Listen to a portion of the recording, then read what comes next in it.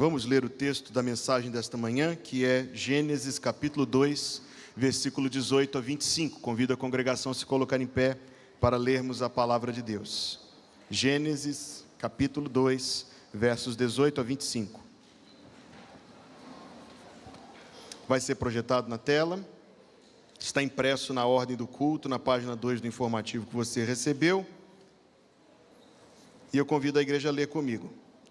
E disse o Senhor Deus: não é bom que o homem esteja só, far-lhe-ei uma ajudadora idônea para ele. Havendo, pois, o Senhor Deus formado da terra todo o animal do campo e toda a ave dos céus, os trouxe a Adão para este ver como lhes chamaria. E tudo o que Adão chamou a toda a alma vivente, isso foi o seu nome. E Adão pôs os nomes a todo o gado e às aves dos céus e a todo animal do campo, mas para o homem não se achava ajudadora idônea. Então o Senhor Deus fez cair um sono pesado sobre Adão, e este adormeceu, e tomou uma das suas costelas e cerrou a carne em seu lugar. E da costela que o Senhor Deus tomou do homem, formou uma mulher e trouxe-a a Adão, e disse a Adão: esta agora é osso dos meus ossos e carne da minha carne. Esta será chamada mulher, porquanto do homem foi tomada. Portanto, deixará o homem o seu pai e a sua mãe, e apegar-se-á à sua mulher, e serão ambos uma carne. E ambos estavam nus, o homem e a sua mulher, e não se envergonhavam. Senhor, abençoa agora a leitura da tua palavra. Dá ao teu servo, o mensageiro desta manhã, a ajuda do Espírito Santo, para que possa comunicar ao teu povo a clareza que vem da tua palavra, a vontade do Senhor para a vida daqueles que te servem. Dá, Senhor, aos que ouvem a mensagem a mesma ajuda do Espírito Santo, para reter em seu coração as verdades bíblicas, a fim de praticá-las, vivendo em retidão como te apraz, para a glória do teu nome na nossa vida. Que assim queiras nos abençoar, Deus, nós pedimos em nome de Jesus, e o povo de Deus diz: amém. Pode se assentar, por favor.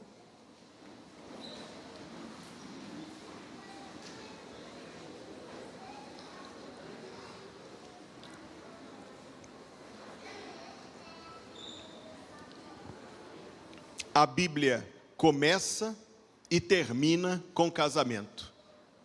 A Bíblia começa e termina com casamento. Ela começa com este casamento celebrado pelo próprio Deus, e nós vamos ver hoje, nesta manhã, os detalhes desta cerimônia de casamento que foi celebrada pelo próprio Jeová.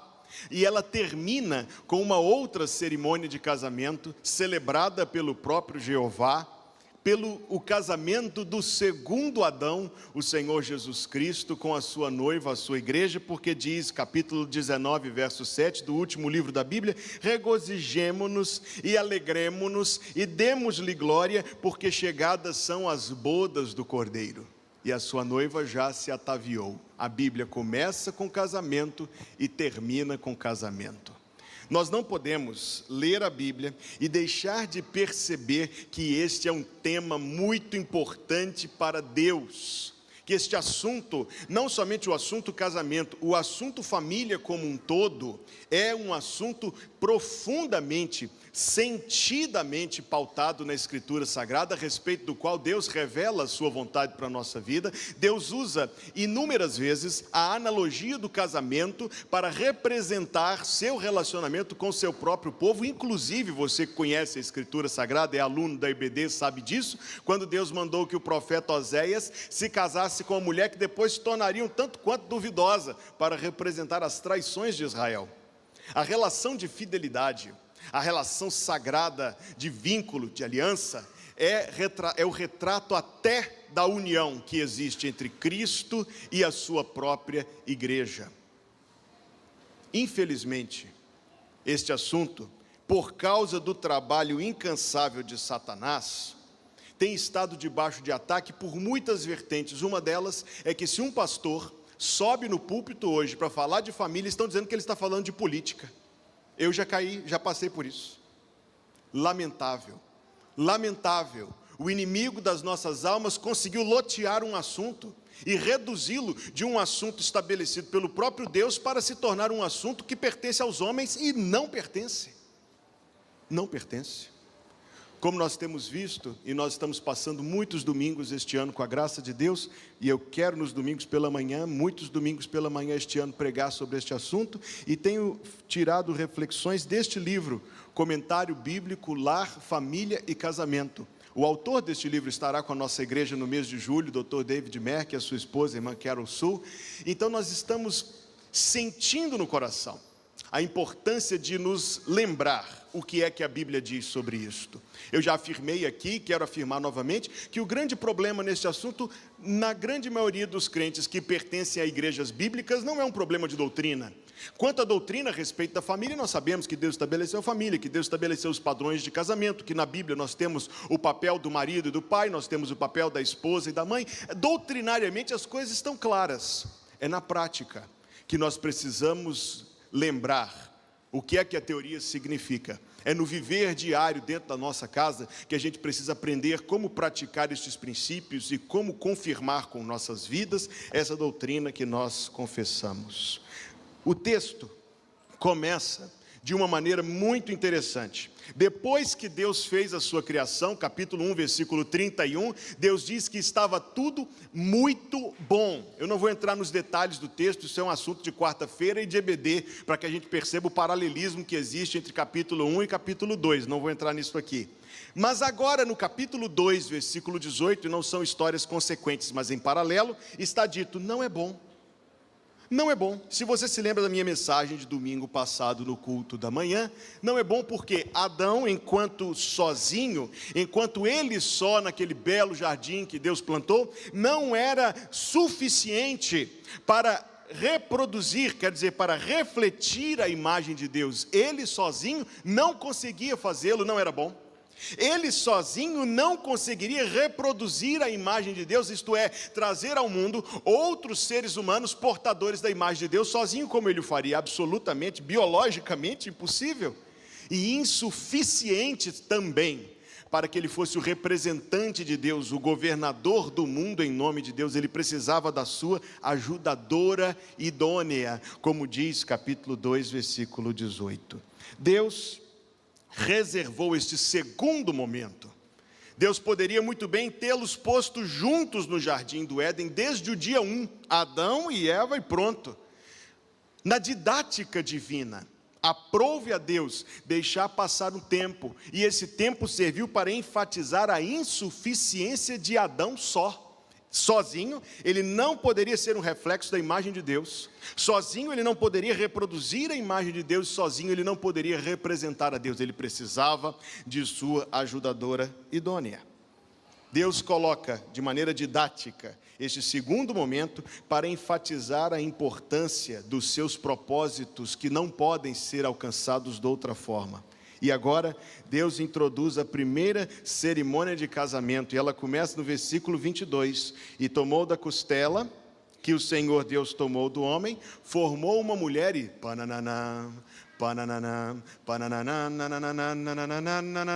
trouxe ao homem, entrou a noiva.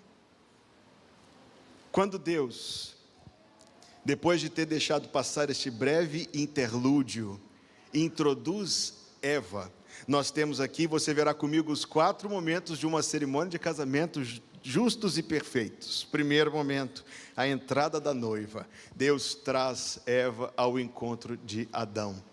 Repito, esse hiato tem um propósito na didática da sabedoria de Deus. Ele serve para mostrar que desde o princípio e desde antes da queda, Deus tinha formado o homem para ser o cabeça da unidade familiar. Veja como o nosso sábio apóstolo Paulo, séculos depois, toma isto como uma confirmação do seu ensino. Tem um texto que para algumas pessoas é um pouco espinhoso lá em 1 Timóteo capítulo 2, para nós não, porque nós somos crentes bíblicos, graças a Deus por isso, mas para alguns ele é um pouco espinhoso, porque Paulo delimita os limites de atuação de homens e mulheres, e quem faz o que, inclusive no contexto da igreja, sobretudo, aliás, no contexto da igreja. Paulo, depois de fazer a sua justificativa, ele diz o seguinte, 1 Timóteo 2, versículo 12 e 13, não permito, porém, que a mulher ensine, nem use de autoridade sobre o marido, mas que esteja em silêncio, por quê? E ele não diz porque vai ser feio, porque as pessoas vão pensar mal de nós, porque, não, ele diz, porque primeiro foi formado Adão, depois Eva. Lá atrás Deus já dispunha disto e estabeleceu um padrão. Agora, quando eu digo isto, eu sei que eu estou aqui armando uma lança contra uma das mais poderosas ideologias do nosso tempo, e que precisa, porém, de uma ressalva. Não exija antes de ser, que eu estou dizendo, marido, pai, não exija ser o cabeça antes de ser o cabeça segundo Deus. Deus de fato estabeleceu que o marido e o pai sejam o cabeça da unidade familiar. Deus de fato estabeleceu esta ordem na criação e na sua igreja. Mas não para opressão, não para violência, não para abuso, não para autoritarismo, não. Mas para que este homem, eu falei bastante sobre isso domingo passado, mas para que um homem de Deus, conformado à palavra de Deus, dependendo de Deus, para cumprir os propósitos de Deus com a ajuda do Espírito Santo de Deus, glorifique o nome de Deus, sim, sendo o cabeça da sua casa. Neste caso, perceba, feitas essas considerações, não é tão difícil nem tão pesado. Basta trazermos tudo de volta para os padrões da palavra de Deus. Na criação está a interdependência entre homem e mulher. Note esta palavra, interdependência. Da mesma maneira que Deus mostra pela sua didática que Adão foi criado por Deus para ser o cabeça, também está dito o quanto Adão era insuficiente sozinho. Também está dito o quanto Adão era insuficiente sozinho. Sozinho ele não conseguia refletir a imagem de Deus, nem reproduzi-la, nem representá-la. Ele precisava, era absolutamente necessário. Adão, repito, era incapaz sozinho. Necessário era que Deus introduzisse na vida dele Eva. O mesmo apóstolo que escreveu as palavras que eu citei de 1 Timóteo, escreveu também 1 Coríntios. E em 1 Coríntios, capítulo 11, versículo 11 e 12, ele diz assim, todavia, nem o homem é sem a mulher, nem a mulher sem o homem no Senhor. Porque como a mulher provém do homem, assim também o homem provém da mulher, mas tudo vem de Deus. Então Paulo está estabelecendo algo que a gente precisa entender, e eu tirarei um minuto para poder falar sobre isto. Essa mesma ideologia vigente, poderosíssima, antibíblica, que impera em nossos dias e que permeia e pervade o pensamento da grande maioria das pessoas do nosso tempo, afirma que na Bíblia Sagrada, que a Bíblia é um produto dessa filosofia de opressão das mulheres. Por quê? Exatamente por isso. Ora, se a Bíblia diz que o homem é o cabeça, então ela está subjugando a mulher, ela está reduzindo a mulher. É nisto que nós precisamos entender exatamente o que é que a Escritura Sagrada diz. Primeiro, a Escritura faz uma distinção de função, não de valor. Nosso tempo é que não consegue entender as duas coisas. O mundo no qual nós vivemos só consegue pensar em dignidade a partir de posição. É como que dizer que aquele que está mais alto é mais importante do que aquele que está embaixo. Que quem ascende é superior, essencialmente superior àquele sobre quem ascendeu. O que é isto? O mundo materialista. O mundo materialista que só pensa em honras, posições e sobretudo dinheiro. Se não for... O que eu estou querendo dizer é, exatamente porque o mundo entende que a dignidade de uma pessoa está atrelada à posição que essa pessoa ocupa. Nós que temos a luz da Bíblia Sagrada em nossa vida, você não é grato a Deus pela Bíblia? Eu sou grato a Deus pela Bíblia todos os dias. Nós que temos a luz da Bíblia na nossa vida, conseguimos enxergar como isso é falso. Uma pessoa é inferior a outra porque ela está numa posição inferior? É isso que você pensa? Você pensa assim? Eu também não. Antes, a Bíblia Sagrada diz que quaisquer pessoas, independente da função ou posição que ocupem, são a imagem de Deus. O valor, a dignidade do indivíduo não está atrelado à posição que ele ocupa, mas ao fato de ele ser a imagem de Deus.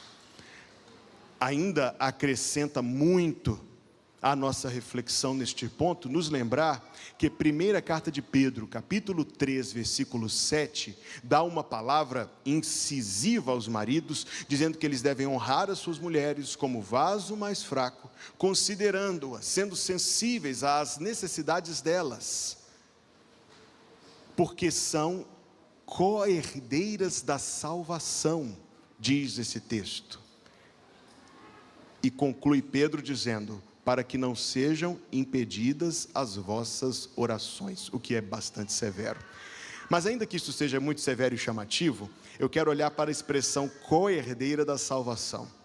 Naqueles tempos, nas legislações que vigiam no mundo antigo, uma mulher não podia receber herança. Você se lembra de ter lido lá no Pentateuco sobre as filhas de Zelofeade? E como que o pai delas morreu sem ter um filho, e elas tiveram que ir até Moisés, e Moisés não soube muito bem o que fazer, consultou o Senhor, e o Senhor disse que era para repartir herança com elas. Alguém se lembra desse texto, alunos da Escola Bíblica Dominical? Esse texto nos mostra o quanto era estabelecido na cultura que uma mulher não podia receber herança. No entanto, Pedro, 1 de Pedro, capítulo 3, versículo 7, chama as mulheres de sincleronomai, herdeiras juntamente, ou como a nossa tradução diz, co-herdeiras da salvação. Ou seja, preste muita atenção aqui, ou seja, iguais em valor, iguais em posição diante de Deus. Nós temos a igualdade como imagem de Deus, nós temos a igualdade como herdeiras da graça. Se Deus atribui diferentes papéis, Ele está atribuindo tão somente isto, diferentes papéis, e não diferente valor. No dia, irmãos, que a gente conseguir se libertar dessa ideia mundana, de que valor é igual à posição que a pessoa ocupa, a gente vai ter uma vida tão mais leve, tão mais feliz. Deus estabeleceu, pela sua autoridade, estabeleceu uma distinção de funções, uma distinção de papéis, mas isto não leva às conclusões que o mundo tão vulgar chega, de que isto quer dizer inferioridade. Não quer. Quer dizer distribuição, quer dizer providência sábia, quer dizer a forma como Deus, na sua perfeita bondade, aloca as coisas. E quem somos nós? Quem somos nós para questionar a sabedoria do Senhor? Este ato criador coloca o homem como cabeça, mas ambos profundamente dependentes um do outro, uma relação de mutualidade. Matthew Henry, comentarista bíblico amado, e estas frases que eu vou citar agora são amplamente conhecidas, escreveu assim: a mulher foi feita da costela de Adão, não da cabeça para que estivesse sobre ele, nem dos pés para que estivesse abaixo dele, mas do lado, para lhe ser igual. Costela, diz Matthew Henry, debaixo do braço para ser protegida, e perto do coração para ser amada. Este é o padrão de Deus. Quando Adão, versículo 23, recebeu de Deus esse presentão, diz o versículo: esta é agora osso dos meus ossos, carne da minha carne, será chamada mulher, porquanto do homem foi tomada. Tim Keller, amado comentarista, todos nós o amamos, escreveu: Adão, ao ver Eva, irrompe extravasa em expressão poética. Um fato marcante, que tem por objetivo mostrar a importância daquele acontecimento e a intensidade da reação interior emocional de Adão à sua mulher. Eis mais uma área em que nós precisamos muito da ajuda de Deus. Por quê? Nós vivemos num mundo cheio de ideias cretinas a respeito do casamento. Cretinas, infelizes, inconvenientes. Todos nós ouvimos durante toda a nossa vida que o casamento é um negócio muito chato, muito difícil, muito problemático, muito pesado. Não é isso que o mundo diz? É sim, queridos. É isto que a Bíblia diz? Nem um pouco, nem um pouco, nem um pouquinho. Mesmo não existindo nenhuma outra mulher no mundo, eu achei isso muito interessante. Mesmo não existindo nenhuma outra mulher no mundo, Adão declara para o próprio Deus os seus votos. Primeiro ponto foi a entrada da noiva. Segundo ponto são os votos conjugais. Adão declara os seus votos de estar profundamente unido. Você precisa entender o que significa esta expressão, osso do osso e carne da carne. Abra a Bíblia comigo em 2 Samuel, por favor.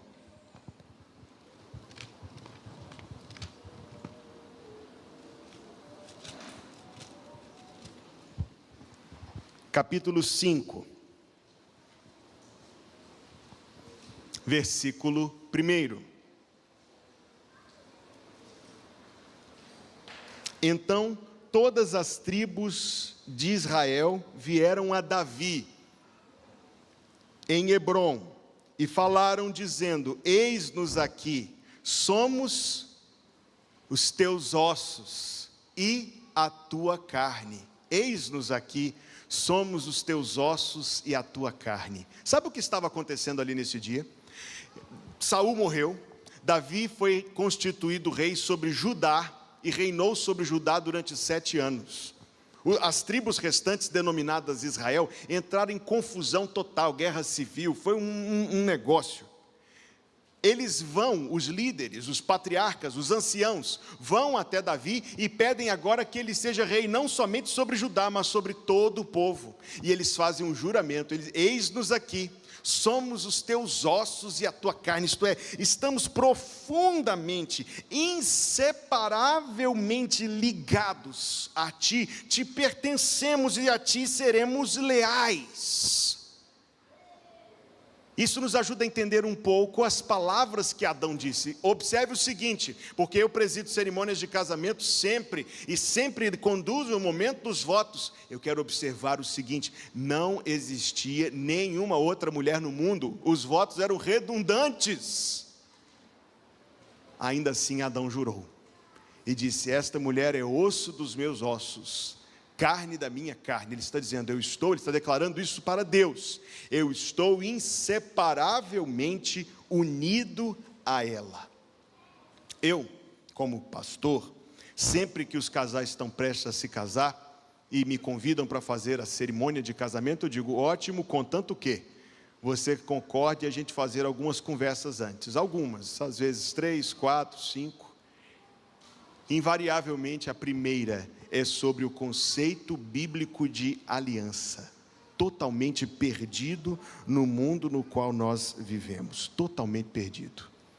O conceito bíblico de aliança é de um vínculo poderosíssimo, público, consagrado, selado, duradouro, algo, meus amados irmãos, de inalcançável importância.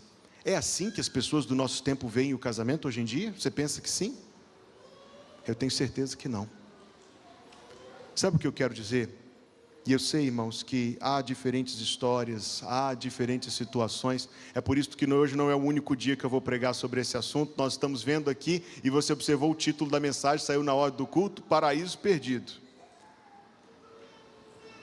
Mas fundamentalmente, ainda que estes conceitos se tenham perdido no mundo, em nome de Jesus, não será assim no meio do povo de Deus, amém?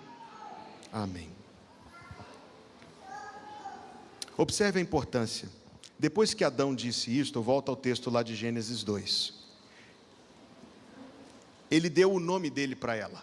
Osso dos meus ossos, carne da minha carne, será chamada mulher, em hebraico é Ishá, porque foi tirada do homem Ishá. Se você memorizou este versículo lá na antiga Almeida, chamar-se-á varoa, porquanto do varão foi tomada. O hábito de dar o nome não é um mero costume cultural. Quando você lê os Cantares, qual é o nome da noiva de Cantares? Quem se lembra? Foi muita gente falando de uma vez, não deu para ouvir. O nome da noiva lá do livro dos Cantares, Sulamita, né? A Sulamita. Sulamita é a versão feminina do nome Salomão. Salomão, Sulamita, como João e Joana. Ele deu o nome dele para ela. Adão, Ish. Vem ela e ele a chama de Ishá, homem e mulher. Sabe onde tem mais isto? O Filho de Deus chama-se Cristo. Atos 11, 26, o povo dele foi chamado de cristãos. É bíblico. É um sinal desta vinculação tão forte e poderosa. Deus, por meio de Moisés, continua o texto.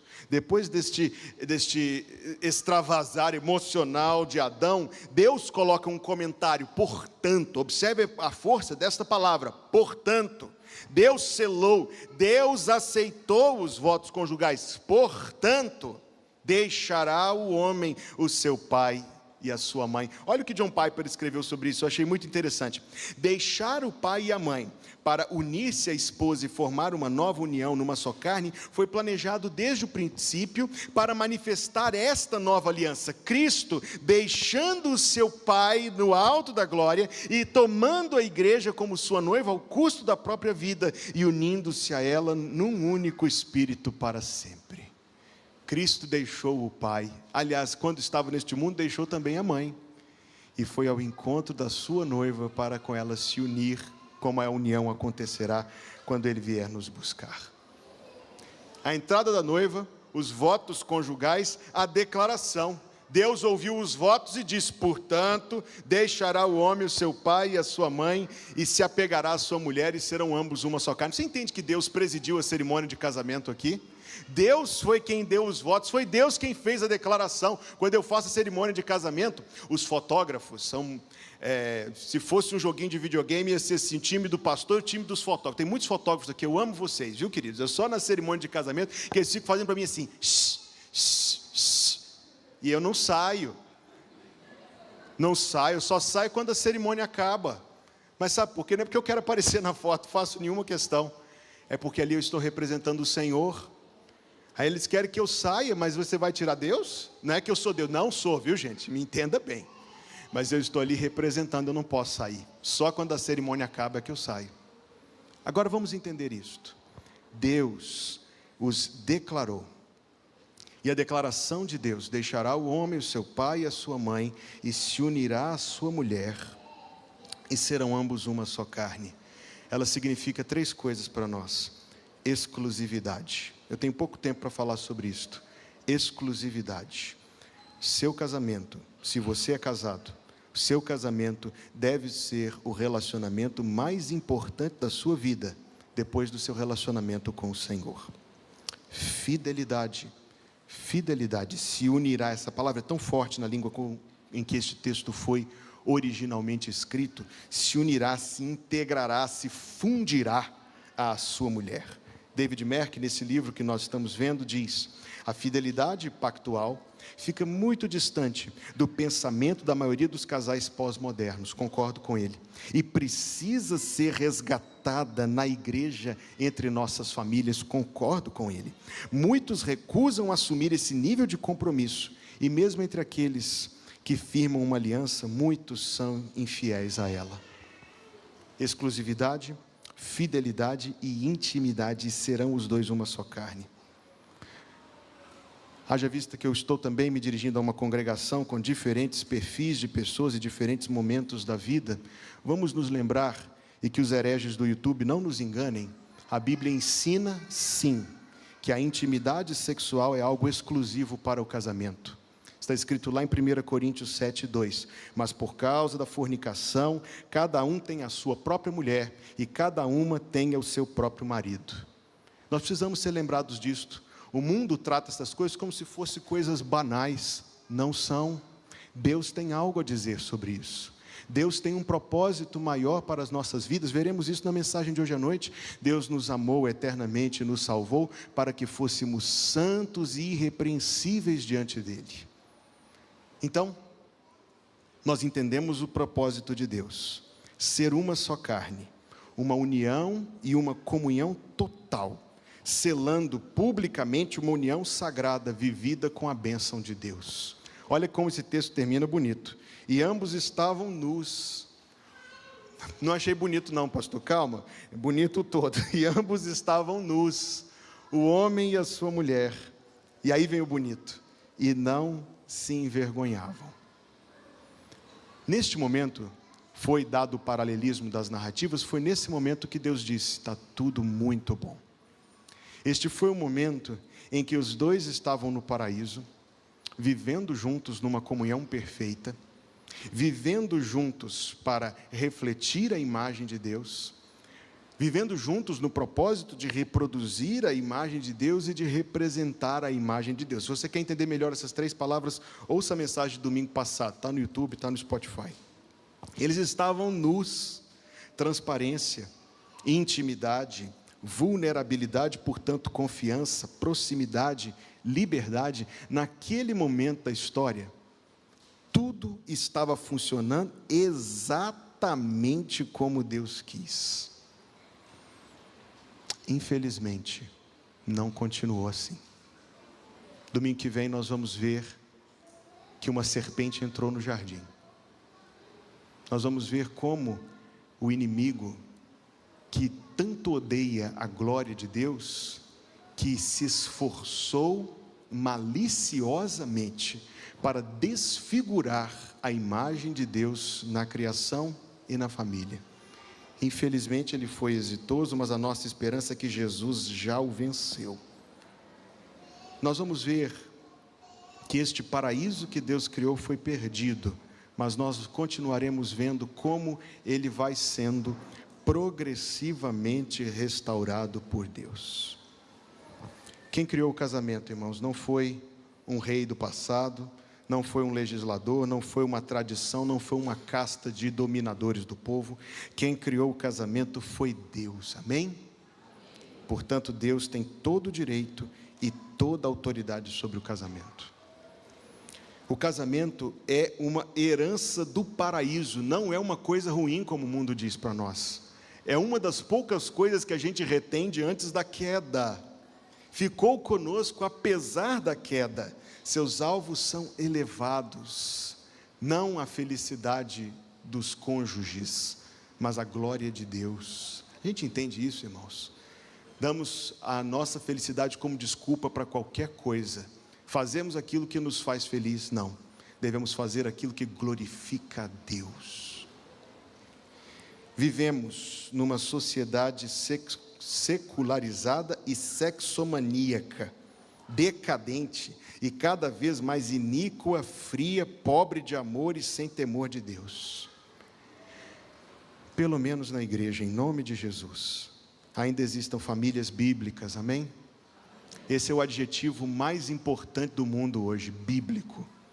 Existam famílias bíblicas, casamentos bíblicos, que reflitam os propósitos bíblicos, a imagem de Deus, as qualidades gloriosas do Deus cujo nome nós confessamos. A gente vai continuar falando sobre isso no domingo que vem, no culto da manhã, se Deus assim permitir. Esteja conosco, se você puder, e a gente quer ver muito do que a Bíblia ensina sobre isso.